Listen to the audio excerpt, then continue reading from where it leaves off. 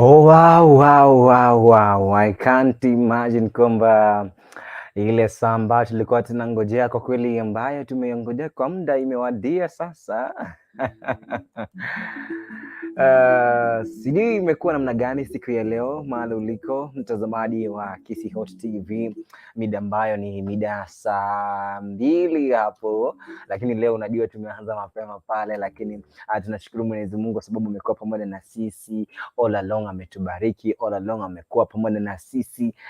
Naona kwamba kikombe changu cha maji kiko hapa, lakini kitawekwa maji baadaye. So thank you so much kwa wote ambao mmetujoin siku ya leo. Kwa ni siku ya mtumishi wa Mungu Fred Omondi ambaye ataweza kuingia hapa siku hii ya leo kwa mida ambayo dakika ambazo ni 10 hivi amenitaarifu dakika 10 hivi atakuwa ameingia hapa. Kwa hivyo endelea kujiandaa, endelea kujoin, endelea kulike, endelea kuingia pamoja na sisi tunapongoja ndugu yetu ambaye ni Fred Omondi, ambaye kwa kweli pia ni mwimbaji wa gospel, mwimbaji wa nyimbo za gospel. Tutaconnect na yeye akiwa katika maeneo yale ya Nairobi. Alisema kama ni mbali, sasa lazima tungemfuatilia ama lazima tungeongea naye kupita kwa mtambo wa simu ambao hii leo tutaweza kuongea naye kama ilivyo ahadi kwetu kwako wewe ambao unatutazama kila wakati. Sasa hivi leo tuko na baraka tele zaidi ambao tutakuwa tumekupakulia siku ya leo, tumekuandalia siku ya leo. Kwa hivyo usiende mbali ikiwa kama unataka kujua historia yake ndugu Fred Omondi, ambaye ni mwimbaji wa nyimbo za gospel, ambaye tunajua wimbo ambao ameimba ambao unaitwa kwamba Shalom. Wimbo mzuri sana. Wale ambao mmekuwa mkifuatilia kutoka mtambo wangu wa Facebook kama Isaac LENARD pale, mmeona kwamba nikiwa nimepost ile ambao ni posta, wale ambao mna namba yangu ya WhatsApp mmekuwa mkitufuatilia pale, na hata kwenye mtambo huu hii leo hivi sasa tangia dakika 10 kabla ya dakika 10 pale tulikuwa tumepost kwamba tutakuwa naye kwenye mahojiano siku ya leo. Kwa hivyo karibu sana uliko. Kuna yule rafiki yako alikuwa amekwambia anangoja kumjua Fred Omondi, na kidogo tungejaribu kujua kama wanajuana na Eric Omondi. Ilo ikiwa kama ungependa kulijua, tutaweza kujua kwenye mahojiano ya siku ya leo. Mida hii ikiwa kama imetimia mida ya saa 2 usiku, karibu sana ili kwamba tuweze kufululiza kwa pamoja kwenye siku hii, siku ya baraka, siku yenye upako, ikiwa kama ni furahi day. Nataka uwe na furaha siku ya leo, na pia umshukuru Mwenyezi Mungu pia kwa sababu ya maisha anayotupa huyu Mungu, na kwa kila jambo analotufanyia kila siku na kila saa. Naomi Ogamba anasema kwamba yuko tuned in from Lebanon lady. Thank you so much. Baba Nabendo anasema kwamba tuned ndani kabisa. I really thank God for the gift of life and the good health. Thank you so much. Karibu bado tunaendelea kuingia bado. I want to share this link to many of you ili kwamba tuweze tukaingia pamoja katika jina la Kristo Yesu, na tuweze tukafurahi kwa pamoja katika siku ya leo. Ikiwa kama una swali kwa sababu ya ndugu yetu ambaye ni ndugu mwimbaji ambaye kwa jina ni Fred Omondi, ungependa kumuuliza maswali mawili matatu, ungependa kujua historia ya kwake. Kwa hivyo ikiwa ungependa kujua zaidi kumhusu, utakuwa tuned hapa. Je, una swali pia endelea kulifululiza hivi sasa, ili kwamba itakuwa ni vizuri, ili kwamba tuweze kujua ni yapi baadaye. Na unajua tutakapomaliza mahojiano yetu pale mida hiyo ya saa 3 pale, tutakuwa tunaongelea kuhusu swala fulani ambalo limetokea pale Kakamega, lakini tutaweza kujua na endelea kuconnect na wale ambao wako kwenye swala hilo, ili kama tuweze kujua ni lipi hili limefanyika, na pia tutaliconnect na masuala yetu hapa manyumbani. Je, unafahamu kwamba wasichana wanasoma shuleni, na wasichana pia ni wao ni ndugu na dada pale kanisani. Tunaenda pamoja na wao kanisani, na tunapoenda pamoja na wao kanisani huwa wanasoma shuleni. Je, tutakuwa tunaenda kwa hilo suala la kwao masuala hayo tutaweza kuyazungumza baadaye, baada ya mahojiano yetu pamoja live na ndugu ambaye ni Fred Omondi. Bosaya KE anasema kwamba tuned in from Kisii Town maili mbili. Thank you so much. Damari Nyamari anasema kwamba mark me present, you marked in. Thank you. Na karibu ili kama tufululize. Bosaya KE anasema kwamba Mungu ni mkuu. Amina. Kweli Mungu ni mkuu.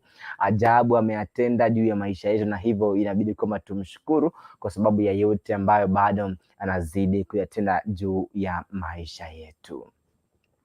Na ningependa kwamba tuweze kuomba katika siku hii ya leo, kwa sababu tunajua kwamba Mungu ametutoa mbali. Kwa hivyo wewe ambao unaendelea kuingia hivi sasa, jua kwamba tuna join na ndugu yetu kwa dakika 5 ambazo zinakuja, na ameniambia kwamba amebakisha dakika 5 pale atakuwa anaingia Fred Omondi. Kwa hivyo tuombe kwanza mwanzo tukaweze kuomba, na kisha tualike uwepo wa Bwana juu ya maisha yetu, na baadaye tutaweza kuingia kwenye mjadala wetu hii leo rasmi. Bwana, tunasema ni asante kwa sababu umetujali. Tunasema ni asante kwa sababu Bwana umetuhifadhi. Tunasema ni asante kwa sababu Bwana umetumulikia na mwanga wako. Asante kwa sababu wewe Mungu umetutayarisha kwa sababu ya siku hii ya leo. Umetuongoza kwa sababu ya siku hii ya leo. Umetunenea kwa sababu ya siku hii ya leo. Baba utukuzwe, Mfalme uinuliwe, Jehova uimidiwe. Wewe unatosha Baba, katika uwepo wako sisi tuoninikia, katika uwepo wako sisi tunashushika, ili kwamba Bwana wewe uonekane. Tunakualika Baba, kuanzia sasa hadi pale mwisho tutakapotamatisha maongezi yetu siku ya leo, na kwenye mjadala wote ambao tuko nao siku ya leo. Bwana, tunakuomba uwe pamoja na sisi, tunakuomba utuongoze, tunakuomba Bwana Roho wako aweze kuwa ndani ya maisha yetu, atuelekeze kwa kila hali, na tutakushukuru kwa sababu wewe ni mfalme wa wafalme. Asante kwa sababu utatenda hayo, ni katika jina la Kristo Yesu tumeomba. Mtu wa Mungu na aseme amen. Amen. Amen. Karibu sana. Ikiwa kwamba ni makofi ningekupigia makofi. Ikiwa kwamba ni makofi tungekuwa kwa hall nzima, tungepiga makofi vizuri na tumshukuru Mungu kwa sababu ya maisha, kwa sababu ya kila jambo ambalo analifanya juu ya maisha yetu. Na ningependa kama tuweze kufungua Biblia zetu ili kama tuweze kujua lile ambalo ni Mungu ameweza kulitenda juu ya maisha yetu, and we will be grateful kwamba at the end of it all kwamba Mungu atakuwa amenena juu ya maisha yetu, and we will be a blessing to someone here, we will be a blessing to somebody here. Naomi Kumbuka anasema thank you. Amen. Amen. Namari pia naona amesema amen. Naomi Ogamba pia naona kama amejumika pamoja na sisi akisema amen. Thank you so much. God bless you. Tukiwa tunajiandaa, najua kama mnajiandaa na cohesions kwa sababu ya yule ambaye ni mtumishi wa siku ya leo, ndugu Fred Omondi.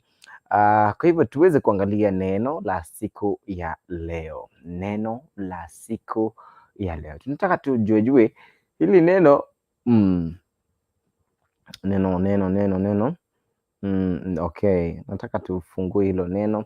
Tukisha lifungua pale tutaweza kuongea 2-3, alafu tutaweza kuwa kwamba tumejumuika na ndugu yetu ndugu Suzy Riru Mawait anasema kwamba amen. Thank you kwa wote ambao mnaendelea kujiunga pamoja na sisi. God bless you. So ikiendelea kufungua pale, tunataka tusome Biblia leo.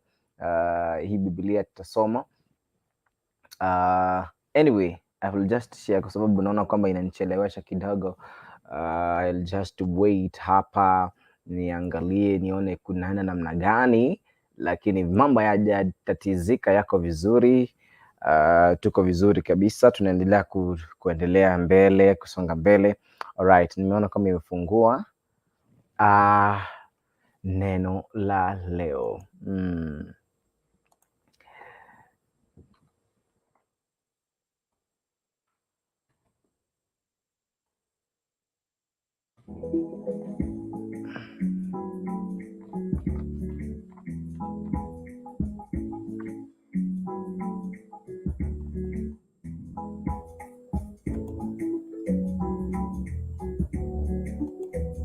Na leo neno ambalo tutalishia siku hii ya leo ni kuhusiana na masuala ya kazi, kujumuika kikazi na kujua lile ambalo unastahili kulifanya, kwa sababu maisha yako yanategemea kile ambacho unakifanya. Mwanzo tuongelea about the big picture about God. God alikuwa ni mtu wa kwanza, ni yule wa kwanza ambaye siku zote hata kabla ya sisi kuumbwa aliumba. Kuna wale ambao alitangulia kuumba ambao walikuwa pamoja na yeye ambao ni malaika. Kwa hivyo tunajua pale kwamba God is the very first person ambaye is the big picture with this work, ambao tunaona kwamba yeye kazi yake ilikuwa na orderly, ilikuwa kwamba hategemei mtu haswa hakuwa anaegemea mtu, lakini walikuwa wanasaidiana. Ingekuwa kwamba anamtegemea mtu, hapana, lakini walikuwa wakisaidiana. Ndio posa akasema kwamba pawepo hiki pakawepo hicho. Na bado tunaendelea kujua kwamba the work, the whole thing about work. Hii ndio tutaendelea, hii ndio mada by the way today, it's all about work. Yes, hiyo ndio tutaongelea pale baada ya mahojiano. So kidogo tu niweze kukupea verse ya siku ya leo ambayo tutaweza kuijua. I'll just talk about it, na lakini sitaongelea kuhusu mada hii ya leo. So tunaelezwa masuala mengi kuhusiana na uumbaji wa Mungu, haswa kwa kitabu cha Mwanzo pale 2 kuhusiana na vile Mungu alitengeneza, aliumba mwanadamu na akatengeneza kila kitu ambacho kilikuwemo, ambacho pia kipo, ambacho pia kitakuwepo, kwa sababu kishaumbwa na Mwenyezi Mungu.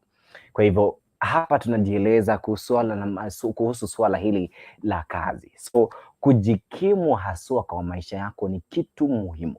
Kujikimu ni kitu muhimu, kujizatiti kitu muhimu kwa sababu ya maisha yako, kwa sababu unajua usipofanya kazi, wanasema kwamba usipofanya kazi na usile. Na ndiposa siku zote wewe usipofanya kazi, hata ukienda kila chakula hauhisi kwamba kuwa kitamu, kwa sababu hujafanya kazi. So hauna ile energy ya kukila vizuri kiwe kitamu, kwa sababu haujakifanyia kazi yeyote. Ndio maana mara nyingi wakati unaenda hoteli umenunuliwa chakula I say, inakuwa kwamba ni vigumu wewe kuila vizuri, yani haikupendezi vile inaingia kwenye tumbo lako, kwa sababu haujafanya lolote, ilikuwa tu umenunuliwa umepelekwa pale. Lakini siku zote jaribu kula jasho la kwako, jasho la kwako. Mada yetu ya siku ya leo tutaweza kuiangalia kuhusu swala la kazi, swala zima la kazi. Tutaweza kujua what about work. Masuala hayo tutaweza kuyajua wakati huu wa siku ya leo, baada ya mahojiano yetu live na ndugu Fred Omondi. Kwa hivyo usiende mbali, usitatizike na usiwe kwamba unajuta ni lipi, lakini jua kwamba masuala haya yote tutaweza kuyasuluhisha siku ya leo, tukiongelea kuhusu swala hili zito tu la kazi. Ikiwa kwamba ndipo unaendelea kujiunga pamoja na sisi, yule ambaye ni mgeni wetu siku ya leo ameweza kuingia rasmi, ikiwa kwamba ni mida ya saa 2 zimekatika dakika 11 saa ya Afrika Mashariki. Karibu sana kwa wale wote ambao mko mbali, this is a surprise. Ujambo ndugu yangu Fred Omondi? Jambo sana. Uko salama? Niko salama sana, nashukuru Mungu. Labda wewe? Niko salama, Mungu ni mwaminifu, amenilinda. Asante. Siku imekuwaje? Sasa tuanze na masuala ya siku kidogo. Siku imekuwa salama, nimekuwa kazi nimaliza. Sasa ni kutulia tu hapa, sasa ndio tuongee na watu wa watazamaji. Yes. Okay, ni vizuri. Yeah. Aya, karibu sana, tuweze tukaingia kwenye mjadala wa siku ya leo, haswa kwenye interview. Tunasema kwamba ni interview. Yeah. Itakuwa ni vizuri kwamba tukiingia pamoja na tutaweza kubarikiwa, na tumai itakuwa ni baraka kwetu siku hii ya leo. Unajua baada ya mimi kukutambulisha haikui na uzito mwingi kama vile wewe unavyo utakavyojitambulisha mwenyewe. Kwa hivyo tungependa ujitambulishe. Okay. Ya vizuri. Asante. Kwa wale ambao pengine walijui vizuri, mimi naitwa Fred Omondi. Mimi ni Mkristo ambaye ameokoka. Mimi ni baba, mimi ni mwinjilisti, mimi ni producer. Mimi ni vitu mingi sana. Ndio. Nashukuru sana. Natoka katika kaunti ya Homa Bay hapo Suba South. Lambwe Valley, hapo ndipo nilizaliwa. Sasa nafanya kazi ya Mungu huko Nairobi. Suba Nashukuru Mungu South. sana. Yes. Sasa MP wako ni nani huyu? MP wangu ni John Mbadi. Okay, karibu sana. Sasa tungejua, unajua baada ya wewe kusema vile, lakini bado hujamaliza by the way introduction pale, unaendelea. Ndio. Nina familia. Na nina mtoto mmoja. Ndio. Oh, una familia. Yes. Kwani uliasi ujana siku gani? Ujana niliacha mwaka wa 2018. Sasa hii niko na miaka 3 kwa ndoa. Ni vizuri. Nashukuru. Yes. Karibu tena, karibu kabisa. Sasa hii leo kwa sababu ushaingia vizuri. Sasa tungependa tupe tune ya wimbo ambao haswa ni wimbo ambao umekuweka kileleni pale, kwa sababu kuna wimbo ambao unaelewa tu huu wimbo enyewe ulileta breakthrough kwa maisha yangu. Kidogo watu waweze kufahamu this is the real Fred Omondi. Ule wimbo ambao nilitambulika nayo sana inaitwa Yesu Rabi. Yesu Rabi. Yes. Yesu Kende. Ni wimbo ya Kijaluo, ni mzuri sana. Wale ambao wameusikiza wanaupenda sana. So utaweza ukauimba? Sawa. Wimbo unaenda hivi. Rabi emikwongo luongo. Owilayo emikwongo luongo. Sibuor makayuda emikwongo luongo. Yesu Kende emikwongo luongo. Nafahamu ya kwamba watu wengi wamesikiza hiyo tune.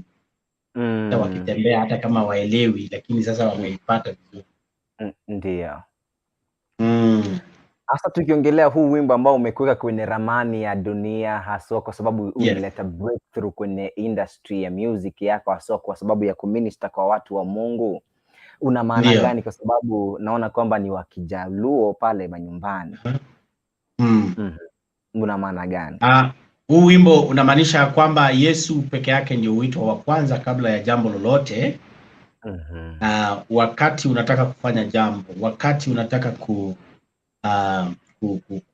kuanza maybe safari, kutaka kuanzisha jambo fulani, unaweka Yesu mbele. Ni vile tu unazaambia Mungu, unaambia mtu ya kwamba ni Yesu peke yake ndio hata nikitembea kwa safari yangu anitangulie. Kwa kila jambo ninayofanya, Mungu tu ndiye anitangulie kwa kila jambo. Na unapata ya kwamba ni jambo la muhimu sana, ya kwamba ni ukweli ya kwamba Mungu tu ndio utangulia kwa mambo yote. Ni Mungu tu tunamweka mbele kwa ajili ya kila kitu ambacho tunafanya. Na vizuri, hii ilikuwa tu ni utambulisho kwa sababu ya yale ambayo Mungu alikutendea, hasa ukaingia hapa ukajulikana, na sasa kupitia wimbo huo umeleta mambo mengi mazuri ambayo ni baraka kwetu. Tunashukuru sasa kwa sababu haswa wimbo huo mimi niliusikia, lakini sikuwa najua maana, lakini ulikuwa unapendeza ajabu. Asante. Kwa hivyo karibu sana ili kwamba tuweze kujua historia ya kwako pale ulikoanzia. By the way, ulituambia ulizaliwa pale na sasa hivi hauko pale, uko Nairobi. Sasa tungejaribu kujua historia ya kwako pale manyumbani, haswa ulivolelewa na ulivyoingia kwenye ministry ya uimbaji. Mimi nililelewa, unajua nilitoka katika familia ya chini sana. Naswa nilipata kupoteza mzazi mmoja mwaka wa 2000 ambaye ni mama. Sasa unajua katika harakati ya kupoteza mzazi, unabaki na yule shosho, maisha ya kukaa na shosho nyumbani ushago. Haikuwa maisha ile ya kufurahia sana. Ndio. Lakini tulivumilia tu ya kwamba siku moja Mungu atatuinua, Mungu atatuina na Mungu atusaidie na ili nasi pia tuweze kutambulika mahali watu wanatambulika. So nilishukuru sana kwa sababu maisha haikuwa katika maisha ya primary school, secondary school, haikuwa maisha ya rahisi sana, ilikuwa magumu zaidi. Lakini kwa uwezo wa Mungu akaniwezesha nikamaliza kidato cha 4 huku Nairobi. Nilitoka nyumbani nikaja Nairobi nilipomaliza. Sasa hapa ndio. Sasa kidogo kabla ya kwenda pale mbali, nimesikia ulisema kwamba uliachwa na mama ukabaki na shosho. Sijui baba alikuwepo sasa, maana wanangependa kujua hata baba. Yupo mpaka saa hizi. Yupo mpaka sasa. Alright. Sasa uliingia Nairobi mwaka gani? Nairobi niliingia mwaka wa 2006.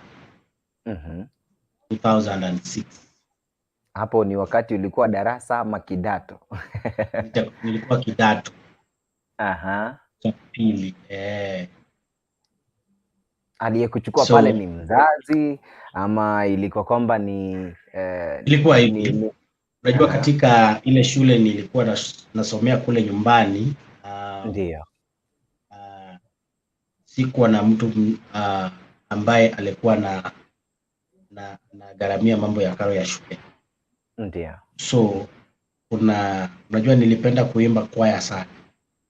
So kuna kikundi cha kwaya ilitoka Nairobi. Mwaka huo wa 2006.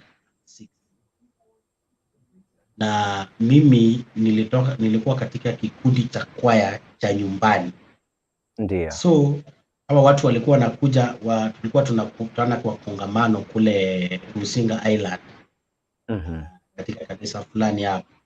Tulikuwa tunakutana watu wengi, watu wa Nairobi, wanatoka Nairobi wanaenda kule, watu wa Kisumu, Migori, tunakutana kule.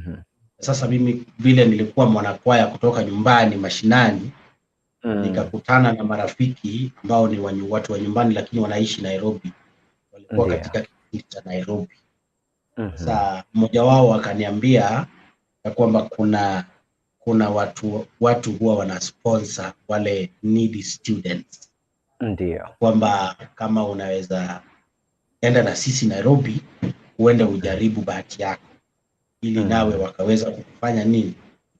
Uendelee na masomo yako. Sababu mahali nilikuwa nimefika, nilikuwa karibu hata niache shule kwa sababu ya mambo ya karo ya shule. So ni mimi nikaweka imani ya kwamba wacha niende nijaribu. Nikapanda gari yao. Gari yao unajua kumbuka ilikuwa imejaa wanakwaya kutoka Nairobi. Watu walibook seat zao zilikuwa zimejaa. Sasa mimi yule akaniambia kwamba nataka tuende Nairobi uende ujaribu mambo ya sponsorship kama unaweza pata. Na gari pia limejaa. So mimi nikasema hata kama nitaketi kwa floor ya gari kutoka nyumbani mpaka Nairobi, wacha mimi nitaketi pale mpaka nifike Nairobi. Niliketi katika floor ya gari kutoka nyumbani mpaka Nairobi. Mpaka Nairobi. Sababu nilikuwa na imani ya kwamba kuna wakati itafika ya kwamba hata mimi nitakaa kwa kiti. Ndio. So kufika Nairobi nikaanza kutafuta mambo ya sponsorship, lakini haikuenda through. Hapo ambapo aliniambia haikuenda through, nikaona bango limeandikwa kwa ukuta huku Nairobi. Nikaona ya kwamba kuna watu shule nyingine hapo inataka wanafunzi, na nikaona pia niweze kujaribu kwa sababu wao pia walikuwa na offer sponsorship. So nikajaribu, hapo ndio nikachukuliwa, nikamaliza shule 2008 nikamaliza shule. Yes. Ndio. Kwa hivyo kidato cha 3 na 4 nikafanyia huko Nairobi. Okay. Ndio. Kwa hivyo hiyo ndio ilikuwa safari yako ya kwenda Nairobi? Ya kwanza kabisa. Nilisikia vizuri sana, hata kama niliketi kwa floor ya gari nilisikia vizuri sana. Maana nilikuwa naenda Nairobi, ile kitu tu ilikuwa inakimbia kwa akili yangu kwamba Nairobi basi. Hata kama nitakaa wapi, Nairobi lazima nifike. Yes. Ndio. Sasa kidogo ndugu yangu, kabla haujaenda Nairobi, kwa sababu pale nyumbani kuna ile shule ya ushago, ilikuwa inaitwa namna gani? Shule ya ushago ya secondary school ilikuwa inaitwa Nyadenda Secondary School, ilikuwa imeanzishwa. Ndio. Wow. So ulipohamia Nairobi wakaamua kupeleka wapi? So mimi unajua sasa hawakuwa watu wa jamii yangu. Ndiyo. Na wakati huo kulikuwa na ndugu zangu, makazini zangu walikuwa wanaishi Nairobi. Sasa mimi kupata ya Nairobi. So kupata ya kwamba ile sponsorship walikuwa wananielekeza haikuenda through. So mimi nikaenda kuishi na ndugu yangu. Ndiyo. Kana yeye mpaka nikamaliza shule. Ndio. Kwa hivyo hakukuwa na breakthrough kupitia ile sponsorship ambayo ulikuwa unatumai kwamba ungeipata? Sikupata, nilipata ingine. Sio ile walitia niende nijaribu. Nilipata ingine. Vizuri, tunasonga vizuri, naona kwamba historia ni tamu hapa. Hata mtu anasinzia sahii atasinzia. Yeah. Sasa wewe ulisema ulianza kuimba kwaya mwaka gani? Sasa kwaya nikaanza, unajua kukuja huku Nairobi,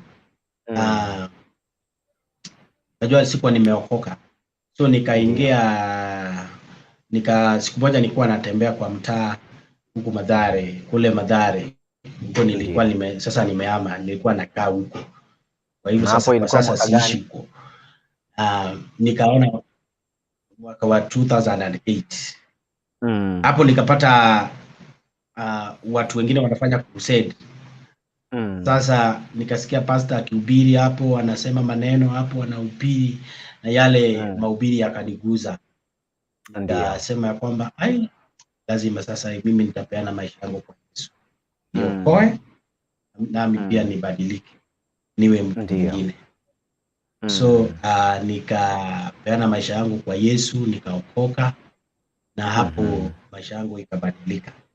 So hapo nilipookoka, hapo nikaingia katika kwaya ya kanisa. Nikaingia katika praise and worship kwa hiyo church, nikaanza kutunga nyimbo zangu. So wimbo wa kwanza. Fred, kabla ya kuendelea kidogo, mtu angependa kujua hii kanisa ambayo ulihubiriwa pale Mathare, kidogo jina ilikuwa ni gani? Kanisa lile lilikuwa linaitwa Glory of God Fellowship Church. Yes. Glory of God Fellowship Church. Kanisa ilikuwa katika hapa eneo la Mathare North. Yes. Ndio. Sasa ukashiriki pale, ukaingia kwenye praise and worship, ukaanza kujitungia nyimbo, ukisha? Hapo nikaanza kujitungia nyimbo zangu, alafu nikaanza tu kuimba. Unajua sasa pia nikajifunza kucheza keyboard. Kurekodi pia haikuwa rahisi. Sasa mimi ni kutengeneza beat zangu na kwenda nayo kwa studio kutengeneza kuweka vocal. Na hapo ndio nikaanza kusukuma polepole. Ule wimbo wa kwanza nilitoa haikujulikana sana. Lakini wachache waliousikiza walibarikiwa pia sana. Na haikuenda sana kwa sababu production yake haikuwa ile mzuri sana vile. Lakini sasa Mungu akatumia nafasi ingine kwa song ya Rabi ambayo nikatoa 2012. Sasa Mungu akafungua njia nayo. Kwa hivyo vizuri uliingia kwa ministry ya uimbaji mwaka gani? Nilianza mwaka wa 2008. nikajaribu kuimba kusukuma, nikatoa hiyo album ya kwanza, lakini nikajaribu kusukuma lakini haisukumiki. Unajua kuna vitu zingine unaforce wakati wa Mungu kama haijafika, haufai kusukumana sana. Ni vizuri kungojea wakati wa Mungu, sababu wakati ule ningeona crusade, watu wanaimba, ningepeleka CD yangu wanipe nafasi, hawanipei. Niliona maajabu sana. So wakati ilipofika mwaka wa 2012 nikatoa wimbo wa Rabi. Sasa wimbo huu ulisikika kote, watu wakasema ya kwamba nilitoa wakati wa election ya 2012. So nikaingilia watu wakabarikiwa sana. Watu walikuwa wanaichukua kama wimbo wa kampeni zao, ndio maana ikahit kabisa. Ndio. Vizuri.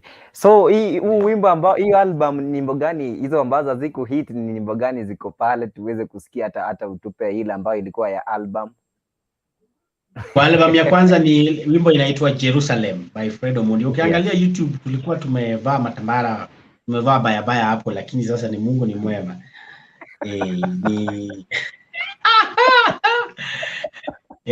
Mungu ni mwema. Nashukuru Mungu. Tulikuwa wabaya sana. Mungu watu kutoka mbali. So ukiangalia pale YouTube ni inaitwa Jerusalem. Ndio. Ilikuwa ikiendaje? Hebu imba ile verse ambao kidogo ilikupendeza wakati huo wimbo ulikujia. Ule wimbo ilikuwa Jerusalem dala jomo wa, Jerusalem dala jomo ye, to wanamor kawadonje dala, wanamor kawadonje dala. Ni wimbo ambao ulikuwa unamaanisha kwamba tutafurahia tukiingia mji wa Jerusalem. Ndio. Vizuri. 2012 ndio Mungu akabariki watu. Sasa Mungu ndiye akafungua njia zaidi, sasa watu wakaanza kunitafuta sasa. Amen. Sasa hii 2012 wakati Mungu ashafungua hii breakthrough kabisa, event gani ulialikwa hadi ukafeel like God is going to bless me? 2013. 2013 kulikuwa na crusade Kisumu. Ambalo ilikuwa imeandaliwa na makanisa na mabishop, pastors and bishops fellowship wa Kisumu. Na walikuwa wamealika Will Graham, kijana wa mjukuu wa Billy Graham. Crusade ilikuwa hapo Kenyatta Sports Ground Kisumu. Hiyo ndio naweza sema ni crusade kubwa ya kwanza kabisa yangu kufanya huduma. Na hapo ndio nikaona kumbe huu wimbo ni wimbo wa ajabu, libariki watu sana. Amen. Sasa kwa sababu tushaongea hii mambo na breakthrough, tushaongelea kuhusu vile ulianza ministry, tushaongea zile challenges ambazo umepitia haswa kama mwimbaji. Hasa hapa tunataka tujue sasa, wakati huo wote kupata hizo hela zote ambazo ulikuwa unasukuma music, ulikuwa unatoa wapi ndugu yangu? Kusukuma music? Hela za kuenda kwa studio, kwa sababu ulikuwa unasema kwamba ulikuwa na hustle ya 1 2 3 na hapo Nairobi si kwenyu. Sasa mimi sikuwa nasaidiwa sana kwa studio. Ile kitu ilinisaidia ni kujua keyboard. Nilijua keyboard. Sasa mimi hata hiyo song ya Rabi nilijitengenezea beats. So nikaenda nayo kwa studio. So nikaenda, haikuwa studio kubwa sana vile, nilikuwa tu studio kidogo, ambapo sasa nikawaambia niko na beats, mimi nataka tu mniwekee vocals peke yake. So ile pesa walikuwa wananicharge haikuwa pesa mingi. Wimbo kama waliniambia kwamba for example nikiwa na beats zangu sasa ni kwenda nikulipa tu 1000 ya vocal. So mimi nikishatengeneza beats zangu kwa keyboard ya charge, mimi nabeba nayo keyboard naenda nayo kwa studio. Alafu nawekewa vocal na nilipa 1000. So album ya kwanza nililipa 8,000 na nilistruggle sana. Ni pesa nilijaribu kutafuta kwa marafiki, lakini sasa hatimaye nikamalizia. Na haikuwa pesa mingi. Okay. Ndio. Vizuri. Kwa sababu ya masuala haya ya nyimbo tena.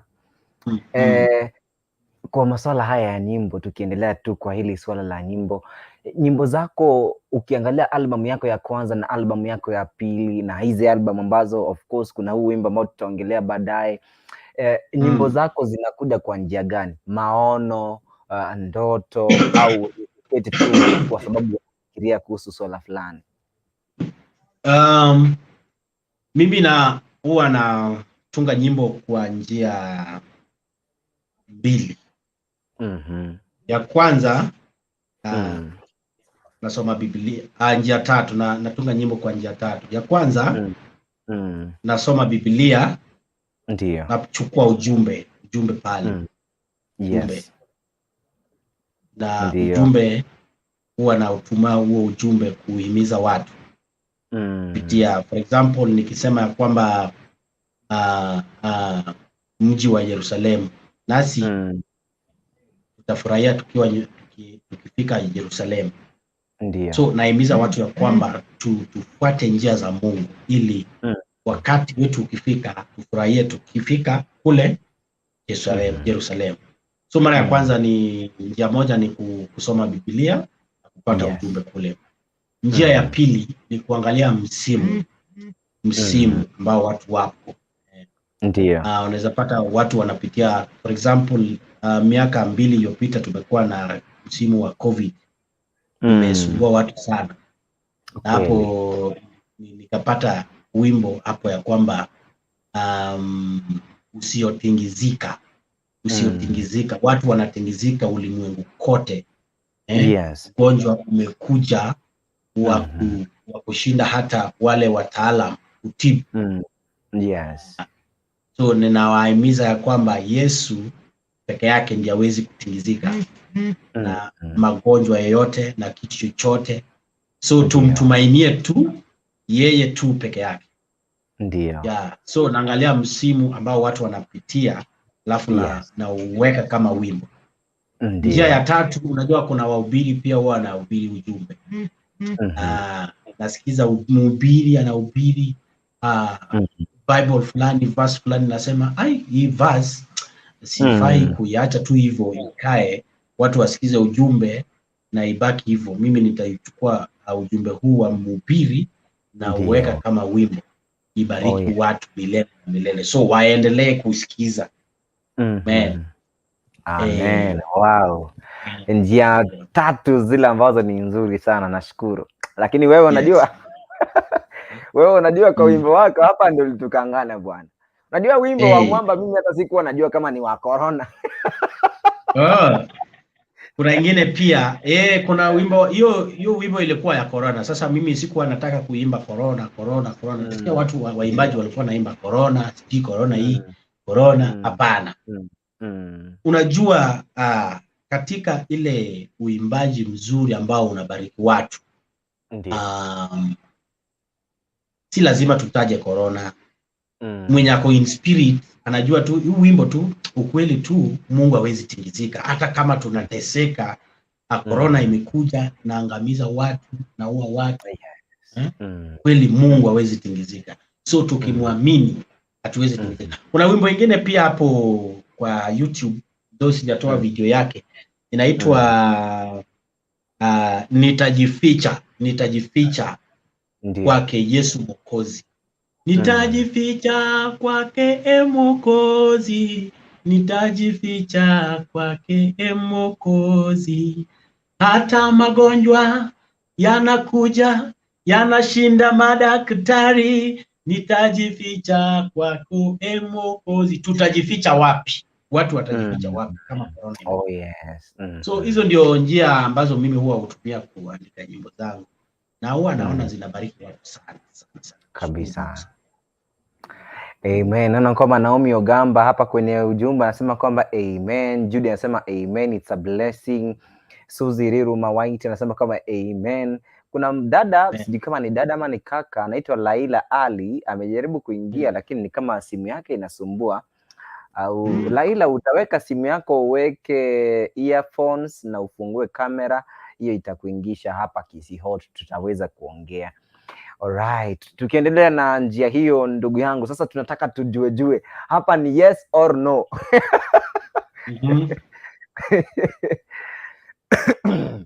Fred, unajua huu mchezo wa yes and no? Yes and no. Huu mchezo wa yes and no unaujua? Najua. Haya, sasa nataka tucheze huu mchezo wa yes and no ndio watu waweze kujua Fred anapenda nini. Okay. Fred, unapenda kulala, hupendi kulala? Kulala. Napenda. Yes. Okay. All right. Number 2. Unapenda pesa, hupendi pesa? Pesa.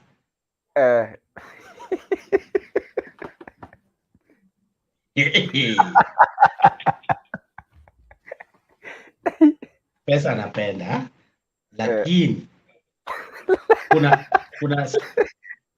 lakini am I allowed to explain? Ama ni yes tu? You are allowed. Explain. Tunajua pesa ni kitu cha muhimu sana kwa maisha. For example, ukiwa unafanya huduma, pesa ni muhimu sana. So kama unataka kupeleka ujumbe ama unataka kwenda Mombasa, Eldoret, wapi, lazima utatumia pesa. Sisi kama watumishi tunahitaji pesa kufanya evangelism, kupeleka injili mbele. So pesa ni muhimu. Ni muhimu. So that is why unasema yes. Yes. Kuna ndugu hapa anaitwa Frederick Ochieng. Frederick Ochieng, hujambo? Hatujambo. Nakuona pale bwana. Ni kama Frederick na Frederick wanajuana. Niko mgeni, nimeshukuru kuingia bwana. Alright, karibu sana. Unatupata kutoka maeneo gani? Mimi niko Nairobi. Okay. Utaweza kuuliza swali kwake Fred ama hauna swali? Sina swali kwa wakati saa hii, bado nitawasikiliza ndio nitakuja na maswali saa zingine. Alright, endelea kusikiliza. Okay. Alright. Haya, ndugu watu tumerejea kwako, unaona wameanza kuingia. So ujitayarishe na maswali. Naona kwamba tumebakisha dakika 20. Uliniambia kuna pahala utatorokea, sasa inabidi kwamba nielewe. Tunataka tumalizie lakini hatujamaliza. Unajua story ni refu leo, hata tungemaliza masaa 8 bila kumaliza story. Alright, sasa tumemaliza maswali mawili, ni la tatu sasa, la mwisho. Ndio. Ungependa kuwa pastor? Pastor to me ni kuendesha ama lead church. Because I feel I'm already pastoring people by giving them worship and leading them in worship. That is also a way of pastoring. Yes. Lakini sijakuwa na maono ya kufungua kanisa mimi sasa niwe pastor wa kanisa. Hapo bado maswali matatu tumemaliza. Asante. Maswali matatu tumemaliza. Haya, tumeingia kwenye hapa tunapoingia ni swala la hapo mwisho la kumalizia, lakini story yetu tumefupisha kwa sababu ya wakati, lakini unaelewa? Ndio. Haya. Utushamaliza kuhusu kujua utunzi wako. Sasa baadaye what happened, by the way? What happened wakati ulitoa hii album ambayo ni ya pili? Album ya pili ilikuwa ni gani? Album ya pili inaitwa Rabi. Hiyo Rabi sasa ilifungua njia. Rabi, ndio. After kutoa Rabi mambo mingi yamefanyika na imeleta jina mingi sana. Niko na kikundi inaitwa sana Worship Impact. Wanapanga Worship Impact. kutoka kwa ma-counties, kutoka county ya huku kule Nairobi, Migori, Kisumu. Naunganisha worship teams together na tunafanya worship experience. Inaitwa sana worship. Yes. Ya pili, Rabi, hii song ya Rabi imeleta kitu inaitwa Rabi Care Center. Rabi Care Center is a non-profit organization ambayo inasaidia wajane na wale watoto ambao hawajiwezi kama mimi vile nilivyokuwa kitambo. So ina support, najengea widows nyumba na watoto ambao wanasoma wako na hekima, they can't manage the school fees, we support them in the school fees. So we have an organization called Rabi Care Center. Ukiangalia hapo Facebook utaiona, tuko na website www.rabi. So we do a lot of things on that. Also we have Rabi Studios. Rabi Studio ambaye ni ya kurecord music sasa. Hii sasa nilifungua kwa ajili ya kusupport wale wasanii ambao wanaanza na hawajiwezi kabisa. Ukiangalia hapa hata sasa hivi kwa ofisi yangu hapa inaitwa Rabi. Naona Rabi hapa. Rabi Studios hapo. So hiyo pia imekuja kwa jina la Rabi, song ya Rabi. Imeleta mambo mingi sana. Na bado tunaendelea na huduma na tunashukuru Mungu sana. Amen. Ndio. Wow. So yani hii album ya pili ndio imeleta a lot of breakthrough kwa maisha yako. Imeleta breakthrough, a lot of breakthrough. Sasa kwa hii album iko na songs ngapi? Hii album ya pili iko na songs kama 10. Hebu zitaje. Zitaje ndio tuzijue bwana. Iko na song hapo inaitwa Mwamba. Kuna Mwamba ya kwanza. Kuna Sio kwa nguvu. Kuna wimbo hapo inaitwa Jerusalem, inaitwa Kausifa, iko hapo. Kuna wimbo ingine hapo inaitwa Nitajificha kwa Yesu, iko hapo. Ndio. Ni nyimbo mingi tu sana. Okay. Sasa leo haswa ningependa tuongee kuhusu Shalom. Ndio. Shalom na Mwamba ndio nyimbo ambazo zimehit recently. Yes. Sasa sijui Shalom, wimbo wa Shalom na Mwamba Shalom tumeshajua. Mwamba tumeshajua, lakini Shalom ulipataje? Huu wimbo ulipataje wakati ulikuwa unakujia? Wimbo wa Shalom kwa utunzi wake ulikukujia namna gani? Nilisema hapo mwanzoni ya kwamba huwa nafanya utunzi kwa njia kwa msimu. So ulikuwa wakati wa msimu wa 2017. Wakati wa election. Ya mwaka wa 2017 elections. So election ya 2007 ilikuwa na mambo sana, na kulikuwa na vurugu, hakukuwa na amani. So the word Shalom inamaanisha peace ama Lord of peace. So nilikuwa nahimiza watu ya kwamba Mungu ni Mungu wa amani. Tumwamini Mungu kwa sababu ni Mungu wa amani. Tudumishe amani kabla ya uchaguzi, wakati wa uchaguzi na hata baada ya uchaguzi, sababu bado tutakuwa tu wana Kenya, bado tutakuwa citizens wa Kenya. So tudumishe amani na tuwe katika moja. So ilikuwa tu ujumbe ya kuhimiza watu kwa ajili ya amani wakati wa uchaguzi. Yes. Wow. Sasa tumeelewa hapa kidogo. Unajua mimi nimekuambia wakati mwingi lazima nijue nyimbo zako zinatokea namna gani ndio nianza kuconnect. Sasa nimeanza kuconnect. Asante. Kimeanza kuingia. Ndio. Alright, sasa tushapata hizi nyimbo vile zilitoka. Sasa nikumaanisha kwamba hizi nyimbo zote mbili umezitoa na nini yako, hizi nyimbo mbili Shalom na Amani umezitoa kwa hiyo your studio? Mwamba nimetoa kwa studio yangu na Shalom ya kwanza hiyo ya studio ilirekodi kwa studio ingine. But hiyo latest nimefanya live recording ilikuwa last year. Okay. Live recording nilikuwa nayo October last year. Ndio. Wow. That's good. Sasa tungependa kujua hapa kwa sababu ushaongelea kuhusu yani Mungu, vile Mungu amekubariki, vile Mungu amekuinua kwa utunzi wako and all that.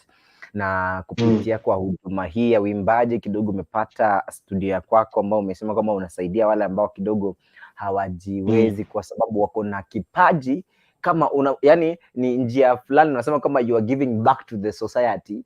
Yeah. So wale ambao umewasaidia na studio yako ni wangapi? Wale wamerekodi kwa studio yangu ambao kidogo umewasaidia kwa sababu hawako wanajikimu kifedha. Okay. Ni wengi sana. Sasa hivi karibu 20.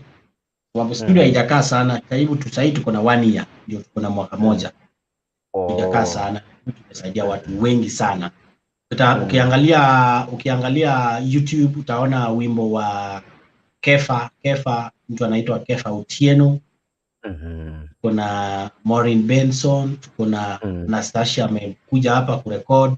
Yeye sasa alikuja kusupport studio. Wengi tu sana. Ndio. Okay. Sasa kuna zile ambazo nasemanga ni dakika 5 za neno. Dakika 5 za neno. Ndio. Sasa nimekupa dakika zako 5 za neno, utupe neno la uzima. Neno la uzima. Mimi ningependa kuhimiza watu ambao wanatazama ama ambao watakuwa wanatazama hii kipindi baadaye kishamaliza, ya kwamba iwe ni jambo lipi ambalo linawasumbua katika maisha.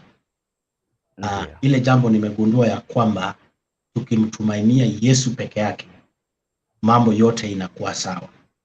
Kwa sababu gani nasema hivi? Kwa sababu mimi nimeona hayo. Nimeona Mungu akinitoa chini, akinipandisha juu kwa sababu ya kumwamini, kwa sababu ya kufanya kazi lake, kwa sababu ya kunena na kutembea katika njia za Mungu. Mungu tu tukimtumainia, hata kama shida inatokea wapi, hata kama unaona maisha yako umefika mwisho wako, unaona ya kwamba hapo huwezi pita, ile kitu unaona mbele yako ni kukunywa sumu ama kujitia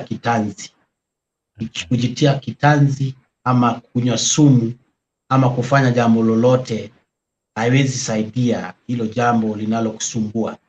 Ile kitu ambayo inaweza kukupea suluhisho katika hilo jambo lako ni kumwaminia Mungu na kumtumainia na kumwaminia kwamba Mungu atatenda kwa wakati wake. Kuna mwimbaji alikuwa ameimba wimbo na akasema ya kwamba najua Mungu atatenda. Hata kama itachukua muda gani, najua atatenda, kwa sababu huwa Mungu anakuanga na wakati wake. Pengine tunaweza kuwa tunakimbia tukitafuta majibu na kumbe Mungu wakati wake haujafika. Kwa hivyo ni vizuri sana kungojea wakati wa Mungu. Mwimbaji ambaye pengine ananisikiza kwa sasa, usijaribu kuenda speed sana ili upate kujulikana ama upate kuwa fame ama upate kuwa na hela, kwa sababu sio wakati wa Mungu. Utakuwa unafanya hivi lakini utakuwa unafanya kimwili, hautakuwa unahudumia watu. Kuhudumia tu watu, lakini wakati wa Mungu wa kukuinua utafika. Amen. Lakini najua ya kwamba watu wengi wanasema ya kwamba anataka kutoa wimbo wa hit. Anataka kutoa hit song.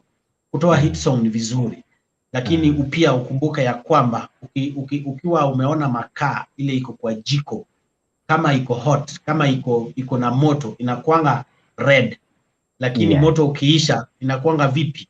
Inapatikana unapata jivu ndio iko pale. So utatoa wimbo hit na inakuwa hit. Inakaa kama makaa ile iko kwa jiko, lakini inafika mahali inazima, inakuwa kama jivu inabaki pale. So ile kitu uombe Mungu akupe revelation ya kutoa nyimbo za kubariki watu milele na daima na daima na daima, ili hata wewe usiishe wakati wimbo wako unaisha kama makaa. Bwana sifiwe sana. So ni vizuri sana kuongojea wakati wa Mungu. Ningependa kuhimiza watu ya kwamba ngojea wakati wa Mungu. Mtumianie Mungu, trust in the Lord for everything, because he is able to do what a doctor cannot do, what our brothers and what everybody around us cannot do. The Lord can do it in the name of Jesus. Amen. Amen.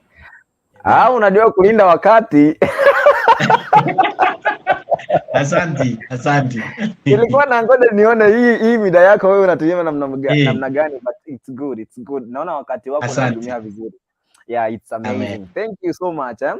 Sasa tunataka tujue, ndugu yangu, una plan gani kwenda mbele, kwa sababu tushapata Shalom, tushapata Mwamba, na hata niliona ulikuwa unasumbua watu bwana, eti waweke wimbo kwa WhatsApp. Walikuwa wanaimba namna gani?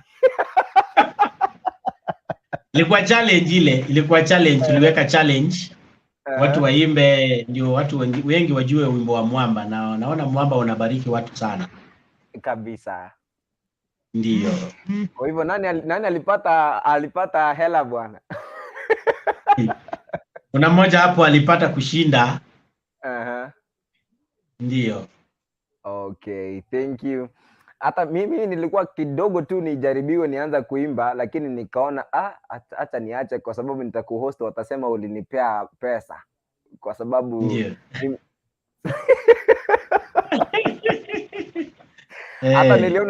hata niliona askari anaweza akaimba bwana. Askari anaimba. Anaimba akiwa kazi bwana, anaweza akashikwa. Ndio hiyo. Ni vizuri. So uko na mpango gani kwa sababu ya kutoa kibao? Mpango ile niko nayo kwa sasa ni kwa live recording ambayo nilifanya mwaka jana, nilifanya nyimbo 5. Na hizi nyimbo nitakuwa ninaziachilia moja kwa moja. Nilishaachilia Shalom. Sasa hivi karibuni nitaachilia wimbo mwingine hapa mwezi wa pili hapa, kisha nitaachilia wimbo mwingine inaitwa Sifa. Mungu apokee sifa kwa ajili ya mambo ambayo ametutendea. Yeye apokee sifa. Tunapoimba kubariki watu, sisi tusipewe sifa.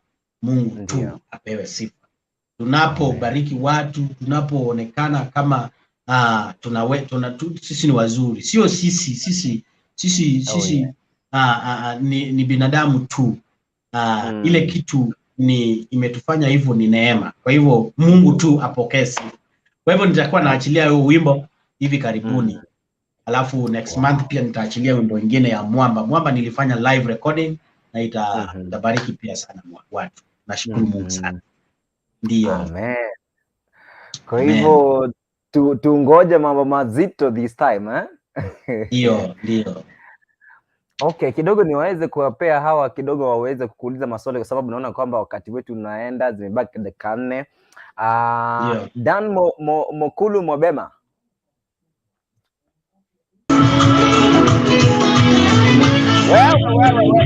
Yes. Ndio hiyo. Niko sawa. Mbona tuni kidogo nilikuwa nimeisikiza kidogo hapo. Na nataka nishukuru sana Fred Omondi kwa sababu umejua wimbo kama mimi yenyewe, wimbo imeokoa familia nyingi sana. Umejua saa zingine tunaangalianga tu hizi vitu eti mtu anasikiza tu, lakini hiyo maneno yenye mtu anasikia inasaidianga. Si labda umejua hii hata pastor anahubiri huko kanisa. Asio umejua kuna wengine wanadhani eti sasa leo nikienda sasa nimebadilika hiyo siku. Lakini saa zingine unarudi unakaa chini, unatafakari, unasema hii na hii na ile na ile, unasema yenyewe kuna kitu nilisikiza hapo mwanzo. Ndio inapata mtu anapata hiyo wokovu polepole.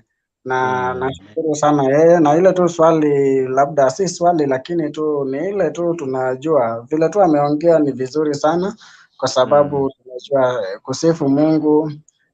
Saa zingine unajua nowadays kuna unajua the current thing vile vitu zinaenda, ili kujulikana naye ni nzuri, lakini sasa unapata wengine wakishajulikana kidogo wanabadilisha mwenendo. Sasa badala ya nini anaona huko kwa gospel labda naimba mara mingi ni kutona na nini, lakini hakuna ile ambaye nataka in terms of nini unapatanga. Ndio maana wengine tena wanarudi wanasema hapana, acha niimbe hii ya kidunia sasa, hata kama ni gospel acha tu ikue gospel ile yenye inakaribia gospel kidogo, upande mwingine ni gospel, upande mwingine sasa unashindwa. Na watu wamechanganyikiwa na hizo nyimbo. Unapata vijana wameweka huko kanisani wanaimba, lakini hata wao wajui ni nini wanaweka huko. Ni vizuri sana ni azingatie tu hayo na Mungu pia atamuinua. Basi hivyo mimi sina mengi ya kusema. Narudisha tu kwa Papa Isaac Leonard. Okay, thank you Mobema Bondeku Mokulu. Ayo ni Bondeku Mokulu Mobema. Okay. Ready? Yes sir. Umesikia hapo wanauliza kama una plani ya kutoroka gospel ama wewe you are there to stay to just to glorify God forever? Unajua kuna sababu ya watu kuingia katika uimbaji wa gospel haswa. Kama ujui, wacha nikueleze. Kuna watu wanaingia katika gospel kupata jina, wanataka kuwa fame. Number 1, wanataka kuwa celeb. Number 2, kuna watu wanataka kuingia katika gospel singing kupata pesa. Wawe na pesa na wakishapata pesa wafanye vitu zao. Na sasa kuna wale ambao wanataka tu kutumikia Mungu. Hiyo tu wanataka kumtumikia Mungu katika maisha yao kwa sababu wanakumbuka mahali Mungu amewatoa. Mimi nakumbuka mahali Mungu amenitoa. Siwezi nikitoka. Nitamtumikia milele na milele. Yes. Wow. So siwezi wacha. Amazing. Tuangalie Blessed Mom. Karibu.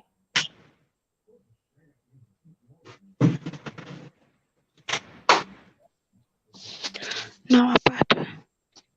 Huko mzima? Mnanipata nyenye? Tunakupata vizuri kabisa. Mimi niko poa, nashukuru Mola amenijalia nikafikisha hii masaa. Mimi pia nawapata vizuri nikiwa huku pande za Mlolongo. Okay. Kwa hivyo uko na swali lipi kwa ndugu yetu Fred? Mimi kitu ya kwanza, kuna kitu ameongea ikaniguza. Ameongea mambo mawili ikaniguza. Jambo la kwanza yenye imeniguza mpaka nikaingia juu, umesema time imeisha, nikaingia na kichwa ngumu. Amesema ya kwamba kuna vitu watu wanafanya watukuze Mungu. Ndio. Mungu atukuzwe, si ati watu watukuzwe. Kwa hivyo unapoona mtu anafanya jambo, usione kama yani yeye ndiye anataka atukuzwe, anataka Mungu atukuzwe. Kitu kingine amesema ya pili, kuna watu wanaingia uimbaji kwa sababu fulani. Sababu ni nyingi. Ndio. Na kuna wale wanaingia kwa mwito, yani unasikia hiyo kitu imekuwa ndani yako. Yes. Mimi nampongeza na ninamwambia keep going na never give up.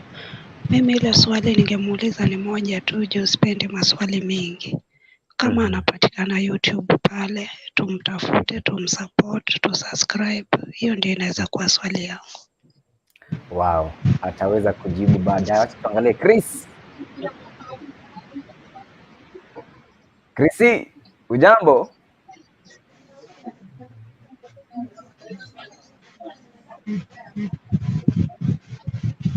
Chrissy, unatupata?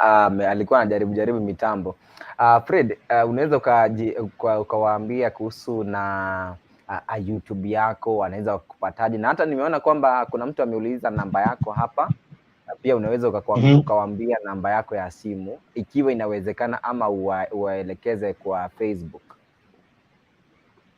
Wakitaka kufikia na kuona nyimbo zangu zaidi, waende hapo kwa Facebook, YouTube channel yangu na subscribe to the channel. Sasa watakuwa wanapata update za nyimbo zote ambazo zinaingia pale. Hapo Facebook naitwa Bro Fred Omondi. Contact yangu iko hapo kwa Facebook.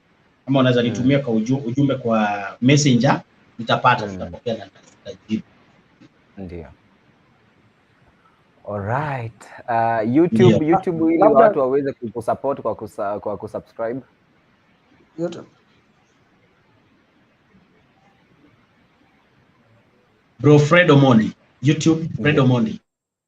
Okay, kwa hivyo wale ambao mko hapa leo baada ya maongezi haya, tafadhali kimbia pale YouTube, enda kutafuta jina Fred Omondi, subscribe harakisha, na itakuwa ni vizuri kwa kwetu na hata kwake ndugu yetu Fred Omondi. Naona ni kama network yake imesimama, imezubaa, lakini tutajua.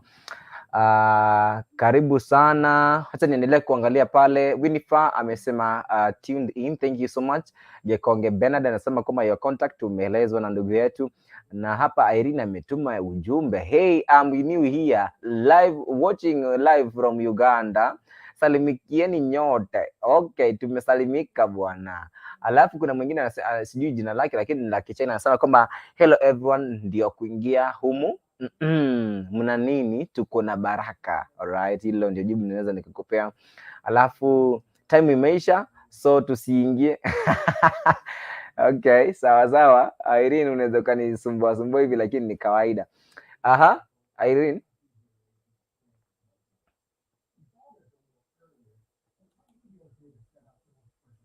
Naona kwamba umenitumia ujumbe huko, hiyo tutasoma. Wacha kwanza tuone kama ndugu yetu anarudi, alafu tuweze kumalizia, aweze kutuachia jambo lake la mwisho kabla ya sisi kumalizia kabisa.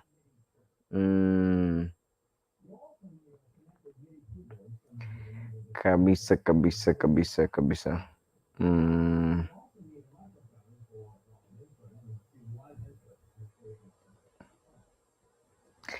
Okay, tunaendelea kungoja pale. Let's just wait. Ndio tujue kutana namna gani. Tutajua kutana namna gani. Let me just ask him ili kwamba tujue kabisa kama anakuwa anaingia ama ni bundles zilikataa. Anyway, endelea kujuliana hali hapa. Naona kwamba watu wameingia. So Mobimu. Yes, makulu mabema. Alright, ongea na dada yetu hapa, endelea kusalimiana, kujuliana hali na muweze kuongea kile ambacho mmepata cha baraka kutoka kwa ndugu yetu, tukiendelea kumtafuta kwa njia ya simu. Okay. Sasa leo Blessed Mama ameingia late kidogo. Sasa leo tuko karibu kumaliza na tumepata kujifundisha. Kuna huyu anaitwa Fred Omondi na vile amesema yeye ameimba hii wimbo inaitwa Shalom. Kwa wale wenye wameingia saizi wanaweza enda YouTube hapo pia at least wapate kubarikiwa. Sasa zile wengine wanabarikiwa nao wasiachwe nyuma. Waweze kusubscribe at least ndo wapate kupata ile ujumbe ambayo inatoka kwa Fred Omondi. Naona amerudi. Fred. Yes. Naona tumesonga dakika mingi zaidi mbele, lakini unaelewa ulichelewa 10 minutes. Pole. Network ilikuwa imebreak, lakini sasa naomba sasa nimalize. Sababu nasafiri saa hizi natoka Nairobi. Okay. So nitakuwa watu kuingia kwa studio yako waambie charges, na pia itakuwa ni vizuri unajua ni vizuri kuja. Yule sasa atakuwa anataka kuja ananipigia tu alafu tutaongea. Okay. Ndio. Jambo la mwisho kabla ya kuondoka. Jambo la mwisho ya kwamba si Mungu anapenda watu wote wa Kisii Hot TV mzidi ku tune in every time and share the broadcast every time and get blessed from anyone who is ministering in this platform, sababu Mungu anawatumia. Mbarikiwe sana. Asa pia wewe connect na wale watoto wako wenye umeingisha kwa ministry, tuwafanyie interview, itakuwa ni vizuri. Asante. Nitafanya hivyo. Otherwise wasalimia 2 3 bwana. Unajua ni vizuri kusalimia watu hewani. Wacha nisalimia hawa wako hapa kwa sasa. Dan plus Blessed Mom. Si Mungu awabariki sana. Wacha pia nisalimie wale ambao wote ambao wanapenda huduma yangu. Mungu awabariki sana, na wasalimu na wapenda. Zidi kusimama na mimi kwa huduma. Unajua kwa hii huduma huwezi enda peke yako. Unaweza kuwa unabariki watu, lakini sasa ukikosa wale ambao wana subscribe kwa channel yako, they mean a lot sana to us. So I really appreciate them so much. Oh, yes. By the way, Papa. Labda tu kuuliza, unajua hata mimi niliingia late kidogo, labda nimesikia kuhusu studio hapo. Ni kama Frederick pia amebarikiwa kuwa na studio ama? Ndio, amebarikiwa kuwa na studio. Okay. Fred, kuna swali lile nimeulizwa hapa inbox, na hilo lazima ningekuuliza, lakini unajua amekuwa akiniambia vile una make some comedy, huenda mnajuana na Eric Omondi. Eric Omondi ni relative ama namna gani? Hapana, sio relative. Sio relative. Ndio. Okay. Ni sawa sawa. Thank you anyway. Tunashukuru kwa sababu ya wakati wako kuwa na sisi. Mungu akubariki, akujalie huduma yako iende mbele, na hata pia uende hata nje ya taifa letu, hata nje ya continent hii, kwa sababu ya neno la Mungu. God bless you. Tutaongea huko nyuma ya tent, alafu tutajua vile tutaenda. Mbarikiwe sana. Amen. Thank you. Amen. Amen. Amen. So tumekuwa naye Fred Omondi. Asante sana kwa wewe mmekuwa hapa, umejua story yake. Sasa tunaenda kwa emotione ile kubwa. Ile ilikuwa ni saa ya ndugu yetu kuondoka, Blessed Mama. Ulikuwa unajiuliza maswali gani bwana? Ate? Blessed Mama, hebu ongea. Ulikuwa unasema eti uingii show kwa sababu gani? Ndio ulikuwa unatangaza ati saa imeisha. Saa ya mahojiano na ndugu yetu ilikuwa inafika saa 3. Laka sasa kuanzia hapa kwenda mbele hadi saa 3:30 ni ile story nyingine ya emotional. Kuna topic kali sana tunataka tupige. Pole. By the way, we as Christians, mada niliyoanza pale mwanzo ilikuwa ni about work. Ilikuwa ni kuhusu kufanya kazi. Sasa unanionyesha chakula jameni. Haya. Ilikuwa ni ilikuwa ni kufanya kazi, na pia unachokifanya hello, unapofanya kazi pia unakula kutoka pale. Kwa hivyo sasa hapa tunataka tujue kuna story fulani hapa kidogo ambao kidogo ninge criticize kwa sababu nishapewa notification hapa. Ebu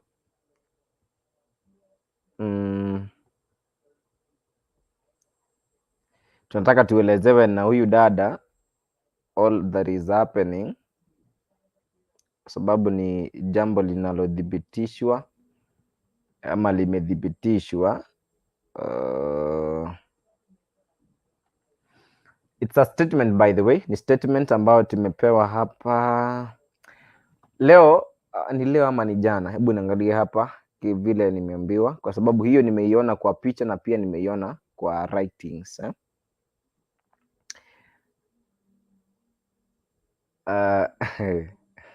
Judy Kwamboka amesema kwamba hi Blessed Mom. Blessed Mom anasema hi to you. Okay. So kuna kijana mmoja leo ameweza alisulubishwa kama Yesu. Alisulubishwa kama Yesu, akapigwa misumari kwa mkono hapa na hapa kwa mti. Swala ambalo alikuwa anaambiwa ni kwa sababu anashukiwa kwamba alikuwa anaenda kuiba ama alikuwa ashaiba redio.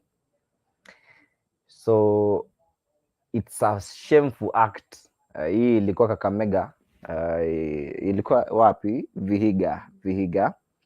So askari wa Vihiga wamedhibitisha na wamejaribu kumsaidia. So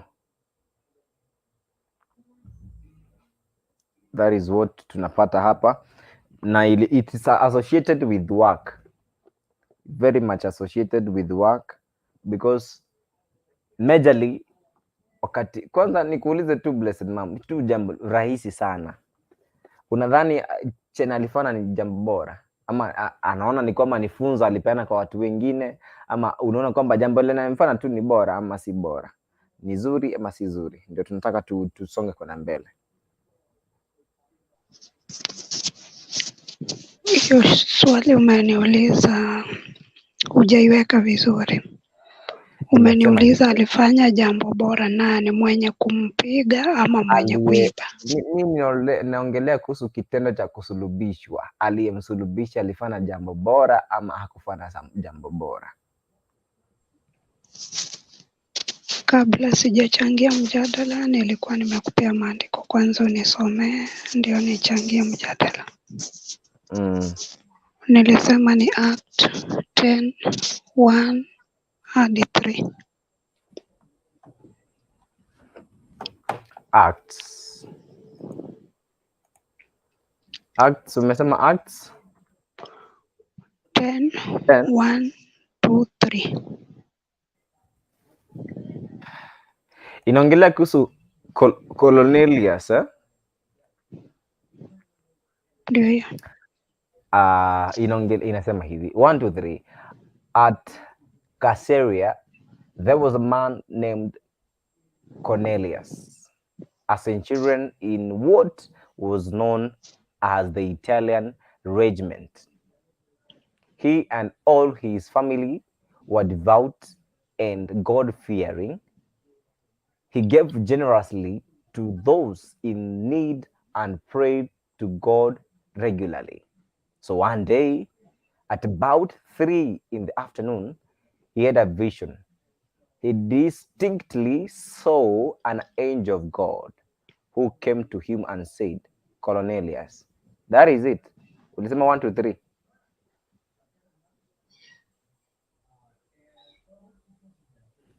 Blessed Mom, unanipata? Nakupata. Alright. Tumemaliza pale, eh? So mimi nilikuwa nataka kusema hivi kuhusu hiyo maandiko. Huyu jamaa ambaye alikuwa anaitwa Cornelio alikuwa ni mtu mcha Mungu. Na wakati alikuwa mcha Mungu, maandiko inasema katika hiyo Act 1 to 3 ya kwamba yani sala zake na sadaka zake zilimfikia Mungu kwa sababu alikuwa mtu mcha Mungu. Kwa hivyo wewe ambaye unamcha Mungu, zile sala zako unaombanga huwa zinamfikia Mungu. Oh, yes. Kile kitu chochote utakachomuomba yeye ameshakiandika chini. Kwa hivyo tukue kama Cornelius, kama unamcha Mungu, wewe kaa ukijua sala zako na sadaka zako zinamfikia. Si ati hazimfikie, zinamfikia. Yes. Wale wangependa kusoma watajisomea polepole baadaye wakiwa wametulia. So tukiingia kwa mjadala, mimi nilikuwa nasema hivi upande wangu. Huyu mtu ambaye alisulubishwa ati ameiba, yani hata ni kushukiwa, si ati ameiba, ameshukiwa. On my side mimi nasema sio vizuri. Kama mtu ameiba, si kuna sheria. Yes, kuna sheria. Sheria ifanye kazi yake, lakini wewe ni nani unamsulubisha? Alright. Hiyo ilikuwa tu ni introduction kwa sababu ni jambo ambalo tunakemea na haistahili kuwa hivyo. Hata kama unafunza mtu, hata afunzwe na sheria. Jamani, hamna haja tubebe vitu. Yani, you know, hii it happens hata kwa Mkristo. Mkristo ni Mkristo kabisa, lakini kwa sababu ako pale vigilante, hasa kwa pale vigilante is at work. Sasa wewe ni kugonga watu. Mimi sipendi hii story. It's good tufanye kazi kwa njia iliyo nzuri. Kama mtu ameiba, yes, unamshukia kwamba ameiba, yes.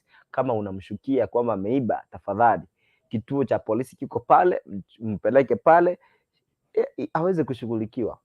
Na kuna vitu vingine pia kuna vitu vingine pia Blessed Mom Kulu Mabema ikia baba nimekuona pale. ambavyo unastahili tu ushughulikie na Mungu, unazishughulikia tu na Mungu. It's only God mwenye anastahili kushughulikia. So it's not time for us as Christians, ama watu ambao pia wanatupata pale, kuchukua sheria zetu mikononi. We just condemn this and we condemn it with the highest voice possible. So at the same time tunaongelea kuhusu, of course ni wizi. People watu wanaweza wakaiba ili kujinufaisha, ili kufanya kitu fulani ambavyo wanadhani kwamba ni vizuri. But now we want to get the point now here. Point yetu ilikuwa ni all about kazi. Watu wengi tukikosa kazi, by the way, we can steal and we can do something ili kufurahisha mtu. Na hapa tumeambiwa na ndugu yetu Omondi kwamba si vizuri kufanya jambo kufurahisha watu. Tunastahili kufanya jambo kufurahisha Mungu, haswa Mungu kwanza na mambo mengine baadaye, itakuwa ni vizuri. So hapa tunaongelea kuhusu kina dada wa Kristo. Nimesikia kina dada wa Kristo wameenda high school, wameenda university, wamechange kabisa. Wameenda pale nje kwa sababu ya masomo, wamegeuka kabisa. Sasa tunataka tuwaeleze ndio wajue kulingana na mambo ilivyo na vile mambo yalivyo. And this is very true. Why are we losing ladies ambao maybe ameshamaliza college ama hajamaliza ama bado anaendelea na college? So why are we losing ladies to sponsors? Ni kwa sababu ya kitu kimoja kinaitwa kazi. Number 2 ni kitu kingine. By the way, unajua ukienda kwa sponsor umejiuza. Yes, ukienda kwa mtu mwingine umejiuza. You're just selling your life. Sasa hapa tunataka tuelewe. Tunataka mtu fulani apate ujumbe. Nimesikia hapa juzi, ukiwa unataka mrembo wako akue vile unataka, lazima ujikimu, uhakikishe kwamba amekuwa safi, utumie pesa zako kumrembesha. Oh yes. Hasa hapa nataka tuelewe vizuri. Blessed mom, mbona inakuwa hivyo? Ni ukweli kwamba mnataka iwe hivyo ama mnataka iwe namna gani? Kwa sababu hawa vijana ambao wako kwenye mahusiano hivi sasa, they cannot give that. That is why wasichana wengi wameenda kwa masponjo, uncles. Sasa tunachangia gani? Ni hiyo tu. Tunataka tujue.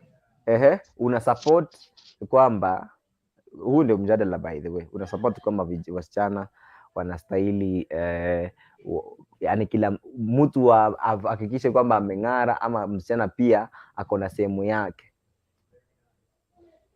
Sasa papa, nakuulizaje? Wakati wewe unapanda mahindi kwa shamba lako, kabla hujapanda mahindi, si unalima hiyo shamba? Unang'arisha hiyo shamba. Ukipanda hiyo maua, si unaipalilia hiyo mahindi? Ukipanda maua, si unamwagilia maji ndio imetameta ikuwe smart? Yes. Sasa huyo msichana wenyewe ulikuwa unataka upande uache hapo kwa shamba, ama ulikuwa unatakaje? Okay, hapo tumepata ujumbe wako. Kwa hivyo wewe unasema lazima asaidike, lazima mwanaume ashughulike. Kwanza kuna kitu hujataja, sema tu straight, wacha kuficha ficha. Sema hivi, lazima ugaramike my friend. Ugaramika. Lazima ugaramike. Mkulu Mobema, tumekuja kwako. Nataka nielewe, by the way. Nataka nielewe, alafu nitawapea facts zangu. Ikikuchoma shauri yako. Haya, Mkulu Mobema. Unaipata? Nakupata vizuri leo. Maze hiyo laptop leo imekubali. Hiyo laptop leo imekubali bwana. Leo imekubali. Unajua nilikuwa najaribu na hii nyingine, naona yanisumbua kushika mara unapigiwa. So natoka na narudi kila mara. Na kusumbua kuweka kwa nini? Yani sasa wewe una support nini hapa? Okay, mimi na support tu ni ile tu ya kugaramika iko. Lakini pia lazima tujue kama msichana, si ndio? Ujue umejaza zile mtu anagaramika kwako pia. maybe anakudanganya. Na watu vile vile tu tunajua kila kitu iko na consequences zake. Kila kitu inakuwa nayo. Kuna ile meja tunaangalia, kuna consequences zenye mtu atapata hapa duniani, si ndio? For example, kama mimi tu ni mtu tu nikiambiwa we ni mzuri, we uko hivi, we uko hivi, mimi nimeshakubali tu haraka, si unaona? Hujui huyu mwenye uko naye ako aje. Kuna zile zenye unaweza pata hapa duniani, maybe upate ugonjwa, upate hizi vitu zingine, si unaona? Yeah, but pia to godly pia si nzuri vile, kwa sababu pia unasikia tunaambiwa mwili yetu ni hekalu ya Mwenyezi Mungu. Sasa saa zile tunaipeleka huko, hatujaangalia ni wapi inafaa zaidi, ndio hiyo. Na tukiangalia dunia ya siku hizi tunapata sana sawa wanadada wanapitia magumu sana. Yes. Wanapitia magumu. Saa zingine inakuwa zingine unapatanga ni wanaume wameweka hivi, na wao pia kwa upande mwingine unapata umejua kwanza unajipenda kwanza na unajua ni nini inafaa kwa maisha yangu na nini ni muhimu katika maisha yangu, ndiye niende huko. Nikiona mimi kazi yangu itakuwa niacha niweke mtu wa mwingine agaramika, na unaangalia uchumi wa siku hizi pia vile iko, pengine atakugharamikia hiyo siku, lakini siku moja sisi wanaume tunapenda, na saa zile mwingine anatoa, kila mtu si umeja, people pretend to be good but sometimes their intention is bad, so at the end of the day atakudanganya umeja, si alafu umeja, kuna wengine pia wanapenda sitaki kusema wasichana, lakini nasema tu kuna wengine wanapenda kudanganywa sana, unaona? Unamwambia leo ufuata hii, anafuata huu. Anamwambia enda hii, anaenda hii. Ni ile tu sasa unajua hata mimi kitambo nilikuwa na mwingine namwambia ni hivi iko hivi. Haamini, yeye anazidi tu anasema tu acha tu nifuate huko. Baadaye unapata anapatikana katika mambo mengine hata yeye inamshinda. Sasa nini hii decision nilimake. So be accountable. Vile tu wewe unatumia shilingi 10 yako na umejua nimetumia shilingi 5 nimenunua nayo sweet, nimebaki na 5. Ni vile tu katika maisha yako pia ukue accountable for anything that you are doing, so long as you umekuwa empowered, umejua what is right, ufanye ni vizuri. Tunawahimiza mtu afanye ile ambayo anaona itamfaa zaidi. Hiyo tu ndio niko nayo. Thank you Bema Mokulu. Alright. Sasa blessed mom na ikia baba ako pale. Ikia baba tupe comment. Naona unaosha vyombo pale, lakini tupe comment pale. Nataka by the way nataka niwapeleke kwa place fulani ndio nione kama watu watasita ama watu watasita. I want to get somewhere.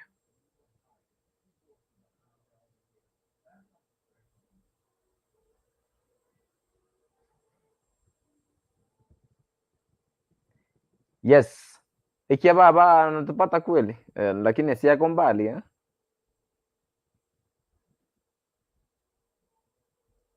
Eke baba. Hasiki.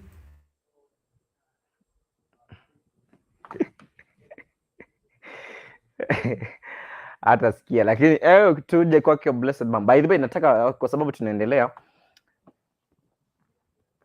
nataka tuelewe. Nataka hapa sasa, kwa sababu kila mtu hapa amesema is when kila mtu lazima ushughulike, lazima ujukumike, lazima ugaramike. Now, in that you're not married. Now, hii naangalia because we've been having watu wakiwa na issues za esteem and all that, watu wakiwa na problems all along kwa sababu ya masuala fulani wamewafanya kwa maisha yao na wanaogopa kufanya vitu fulani, and people are not ready for that is why people of late they are not ready for weddings, they are ready for come and stay, so that ajaribu kuona huyu mtu ambaye ameleta kama atamsumbua ama atamsumbua because there is no trust. So nataka tuelewe na nataka nieleweshwe, hasa mimi, kwa sababu mimi nimeleta mjadala watu tujaribu kuchangia. Now, what if or in what circumstance ambayo mvulana anastahili kusaidia binti? Ikiwa msichana akona kazi na mvulana akona kazi, bado mvulana atafanya hiyo kazi ya to make her nicer. That is. Tuanze kwake blessed mom.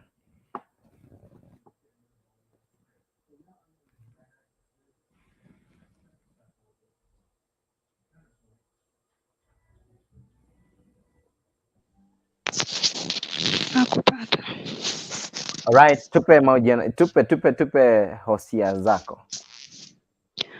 Kwanza kabisa ningeambia Kiababa kama ako free saa zile atakuwa free akuje afungue mic na aongee.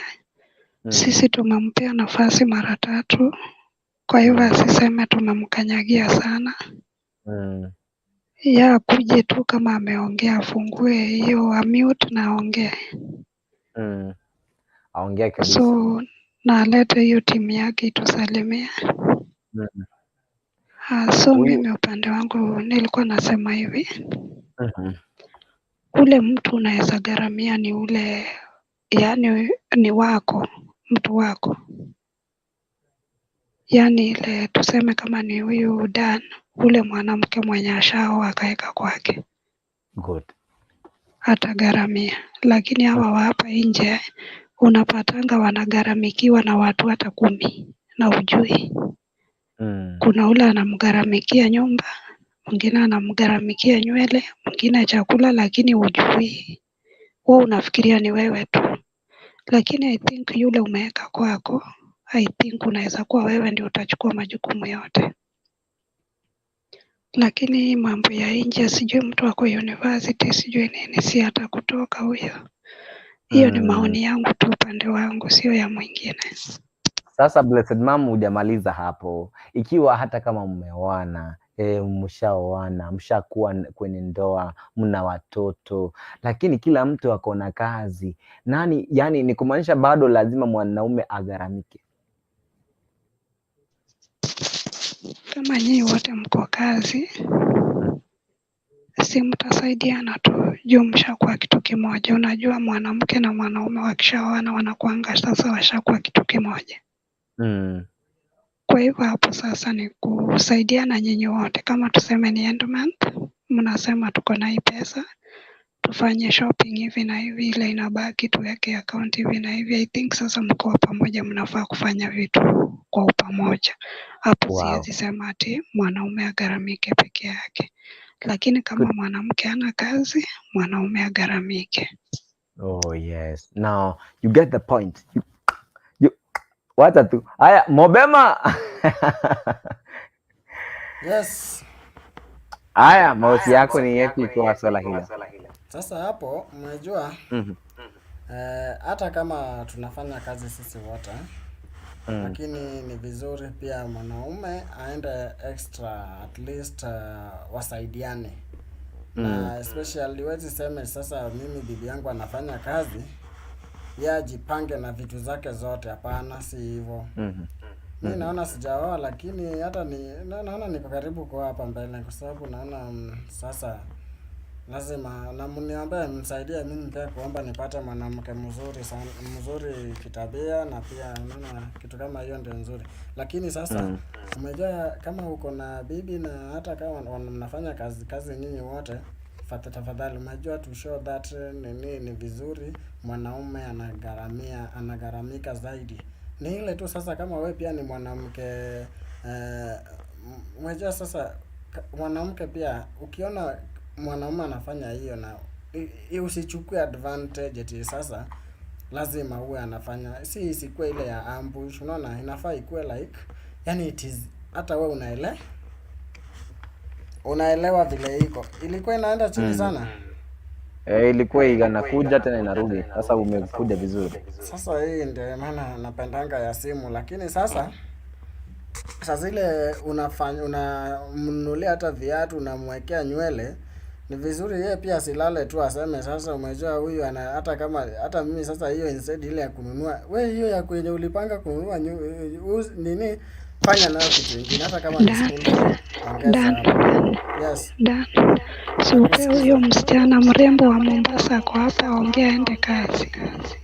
Huyu Ikia baba. Wewe tuko kazi, si tuko free. Eke baba nini aongee baba. Ikia baba, nimekuona huko. Ujambo? Endelea kuongea. Uko mzima? Yeah, niko mzima, nashukuru. Unafanya kazi gani? Are you cooking? I'm cooking. You are cooking. Cooking what? Cooking ugali.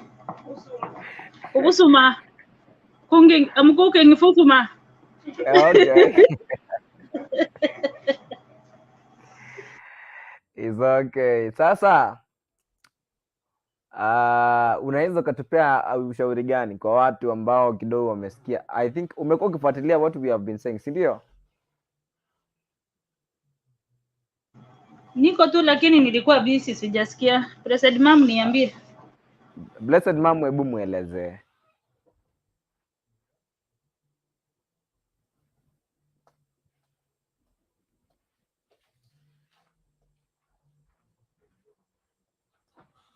Blessed Mom, unajificha kwa nini bana? Fungua mic, muelezee Gaia.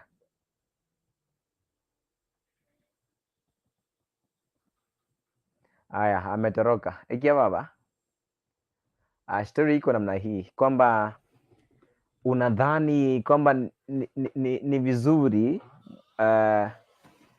vijana ambao kijana ambao wako kwao na msichana ambao wako kwao, mvulana baada amshughulikie kwa vitu ambavyo vinahitajika haswa kama maintenance fee, vitu kama hizo, maintenance fee in short. Unadhani kwamba ni vizuri ama msichana pia ajikakamue kivyake? Ati msichana mwenye ako kwao ama mwenye ameolewa? Ako kwao. Yaani unamaanisha msichana mwenye ako kwao na kijana ako kwao? Lakini wako kwenye mahusiano. Mimi naona tu kama wanapendana, unajua bado hajamweka ndani. So kuna venye anafaa kugharamia kidogo. Na huyu naye unajua sasa akikuwa mke wake kabisa ndiye atakuwa anamgharamia kabisa, lakini ni vizuri kusaidiana. Yeah. Sasa tunaongelea pia kwa wakati watu wako kwenye watu washaingia kwenye ndoa. Mwanaume ikiwa kwamba watu washaingia kwenye ndoa, kuna watu wanapiga kelele pale uliko. Sasa sijajua kama nitakusikiza vizuri. Watu washaingia kwenye, ikiwa watu wako kwenye ndoa na mke ako na kazi, mume ako na kazi, bado inamaanisha kwamba lazima mume aweze kumsaidia mke wake kwa pesa za maintenance and whatsoever. Okay, hapo si lazima mpe peke yake. Mimi nimesema tu kazi ni kusaidiana. Lakini pia mwanaume asione mke ako kazi, amwachie majukumu yote tu kwa sababu mke ako na kazi. Unajua wengi wanachanga hivyo, ndio mtu hata unaona pesa yako tu iweke. Lakini ni vizuri kusaidiana. Yeah, lakini mwanaume anafaa kugharamia pale pakubwa kuliko mwanamke. Okay. Sasa uko na ujumbe gani? This is the very last thing tutataka tuambie because hii haitaki story mingi. Uko na ujumbe gani kwa wale ambao ni kina dada wako pale shuleni na bado wanagharimiwa, na wale ambao ni vijana ambao kidogo hawajaingia kwenye mahusiano lakini wanawagharamia? Uko na ujumbe gani kwao? Aya, nitaieleza hii vizuri ndio iwafikie vizuri. Mara nyingi tumekuwa tukishuhudia watu wakiwa na trauma. Kijana anajiua kwa sababu ya binti, kijana anaenda anaua binti, ama saa zingine unapata hili limetokea, na vifo vingi vimekuwa kwamba ni kwa sababu watu wamekuwa kwenye mahusiano lakini wamesalitiana. Ni kwa sababu mtu ameangalia kwamba hizi hela nilizozitumia ni mingi sana, kiasi kikubwa, hasa kama hana niko na mfano wa kijana fulani pahali ambaye alitumia sumu lakini tukamuadvise akakuwa vizuri. So tutaweza tukafanaje? Advice kwa watu kama hawa ambao kwenye mahusiano na mtu anastahili anadifinya ili kumsaidia. Uko na advice gani kwao? Papa Isaac, ni kama net imesumbuka kidogo hapo. Ulikuwa na katika kidogo. Kaya. Sasa ninauliza ikia baba network yako mimi nimemsikia, so mimi naweza sema najua sometimes ukiamua kusaidia mtu sana sana hao wenye wanasoma, kuna wanawake wenye pia wanasomesha wanaume anamwambia bado sijamaliza, mwanamke kama akona pesa anamlipia, unapata akigraduate ana graduate na mwingine. Hiyo nayo ndio inachangia sana, lakini mimi kitu yenye naweza sema kama bado uko kwenu hujaolewa ama hujaoa, mtu kama anasoma acha tu amalize shule ndio muoane, acha kumgharamia. Ama ni mafuta mnunulie nini, lakini school fees hapana. Sasa umelipa tu school fees sijui ni 4 years. Atamaliza kutoka huko au utabaki. Oh yes, hiyo tu ndio naweza sema. Right. Tuende kwako ndugu Mobema. Naona Ikebe hapa amesema vizuri kwa sababu unapata wengine wanakuwa na depression. Mbona alikuwa na expect maybe, umejua sasa wasichana pia unaweza pata mko na yeye hivi umemlipia school fee yote, umekuwa ukimfanyia pesa yako yote ile, badala ya wewe hata ununue shamba pahali ufanye nao vitu zako, yeye amekuweka na school fee hapa. Saa zingine hata we let's say kama we Papa Isaac uko na mandugu yako wengine wapo, lakini sasa huyu ni mrembo, sasa itabidi tu heri hata wale wengine uone vile una balance vizuri kwa sababu kuna mrembo una nini. Alafu just imagine anamaliza hiyo nini for all those 4 years umesha waste. Umejua sasa si school fee tu peke yake. Unajua mtu akiwa college kuna vitu mingi sana. Mimi unapata you use even hata pesa yenye unatumia school fee ni kidogo. Ile ya mahitaji ya kila siku inakwanga hata zaidi. Inalingana na almost your school fee. Alafu natoka huko mwingine anakuambia hapana, sasa mimi sita ama unaona tu behaviors vile zinaenda si poa. Hapo inaweza fanya hata mtu afikirie mambo kama haya ya kujinyonga, ambaye wewe mwenyewe ndiye haukupanga vizuri. Sasa lazima upange, hata saa zile kama hujaoa mtu, in as much unamfanyia vitu zingine, but lazima pia ukuwe na limit. Unless kama wewe uko na ile yenye hii hata nikitoa, usitoe ile yenye nadhani hii nikitoa sama usita balance vizuri kwa maisha. So ni vizuri saa zile bado kuna yule mwenye bado hajafika hapo, mjafika naye hadi mkaoana, tafadhali spend kama uko na pesa yako ile yenye unaona hii naye hata ikienda hakuna shida ni sawa. Lakini sasa usiweke tu ile yenye hata wewe unabaki ukistruggle kujitafutia na mwingine anakudanganya labda kwingine. Haya, thank you so much Mofulu Mabema. Nadhani kama kufikia hapo tunamalizia, na niweze kupena ujumbe wangu wafikie wale tulio pale nje. You are a lady, umemaliza form 4. You are a gent, umemaliza form 4. Unastahili utafute kazi. That's one thing. Vitu vingi ambavyo vinatufanya kwamba tuache tusinzie tuwategemea watu ni kwa sababu hatutaki kufanya kazi. So if you are there, uko pale ushamaliza shule, wewe enda tafuta kazi, fanya kazi sometime, saa hii jikimu, because you don't have any otherwise. Number 2, kama ndugu umeona msichana pale, wewe ni ndugu unataka kumuoa, wewe hadi ukiweka ring engagement ndio waanze kushughulika, lakini kama hujaweka usianze kushughulika. At the end of it all, you as a Christian tutakulose. Tutaanza kukuwa na watu wenye tuko depressed, watu wenye mko na negative attitudes in church. So it's better you do something after umeshaweka engagement ring pahali. Tunashika.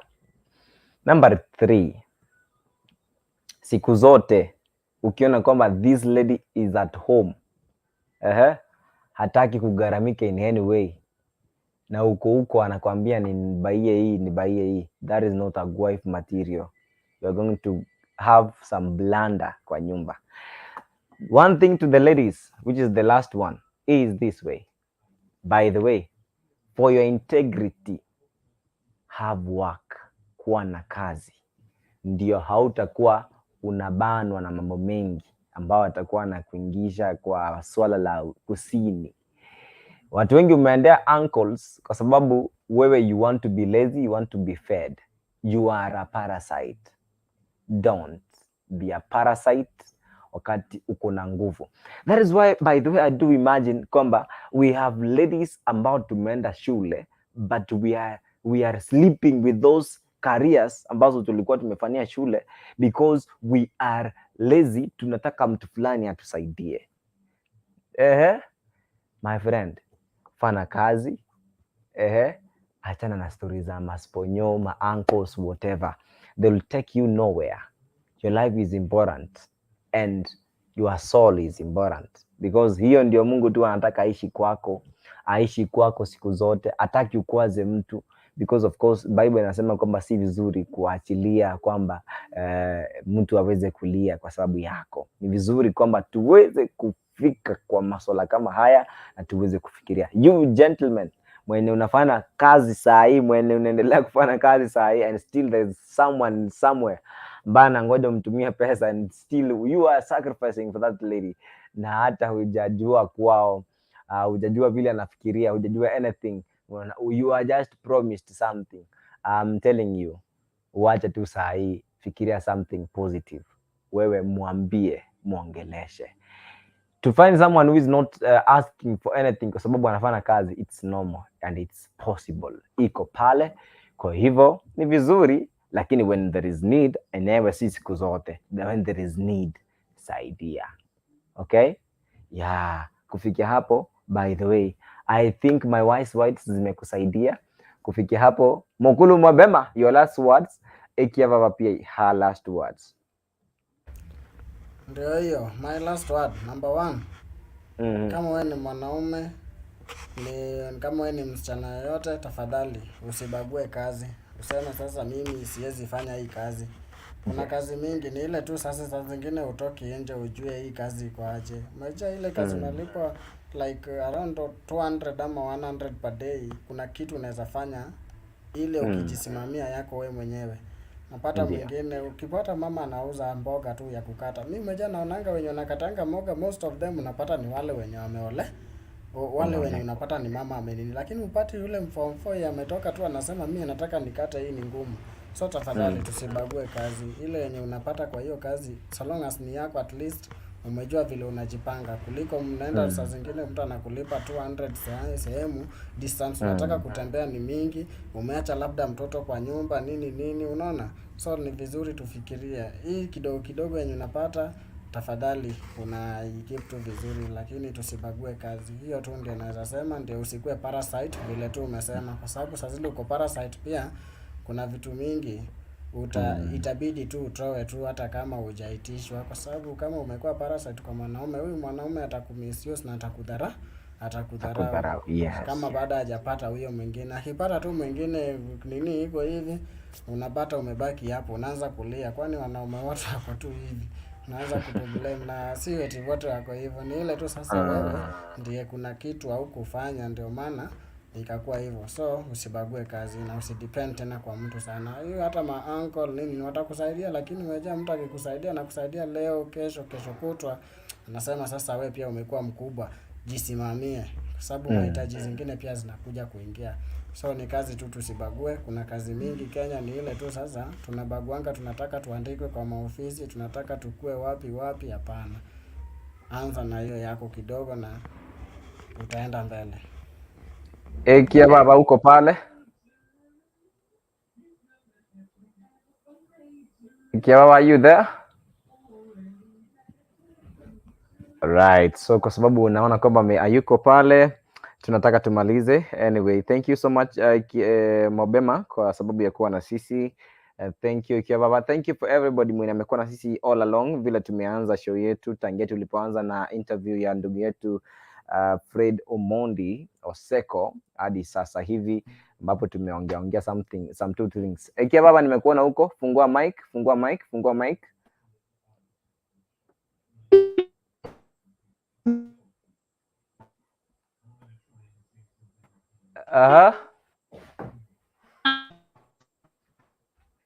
Internet imekataa mama. Okay, so anyway, thank you for everybody's time kwa sababu ya kuwa na sisi. We are happy kwa sababu kila mmoja ameweza kupeana solution lake, but at least kama utashika my advice, my friend, you will be at peace because God is going to bless you. Otherwise, God bless you. Thank you for being with us. Tunataka tu tumalize hapa. Let us say, may the grace, Mokulu Mabema, tufungue mic. May the grace. Acha tuanze. May the grace Of Jesus Christ and the fellowship of the Holy Spirit be with us now, and forevermore. Amen and amen. God bless you. Tutatupatana tata kesho. Not kesho. Kesho ni Saturday, yeah? Tupatane next week on Monday kwa show zetu. Na watu wakumbuke kwamba next week on Sunday, sasa Sunday ya next week ndio tutakuwa online, the 27 tutakuwa na ndugu ambaye anaitwa Patrick Kubuya. Hiyo sasa vile tumemaliza interview ya leo, Patrick Kubuya hiyo ndio nitaanza kupost next week. Tutakuwa na yeye hapa live. Kwa wale ambao mmeingia sasa hivi na mmechelewa, tafadhali review this video kwa sababu iko na interview mzima ya Fred Omondi. God bless you. Kutoka hapa naitwa Papa Isaac LENARD na kutakia usiku mwema, mwanana na wa baraka. Goodbye.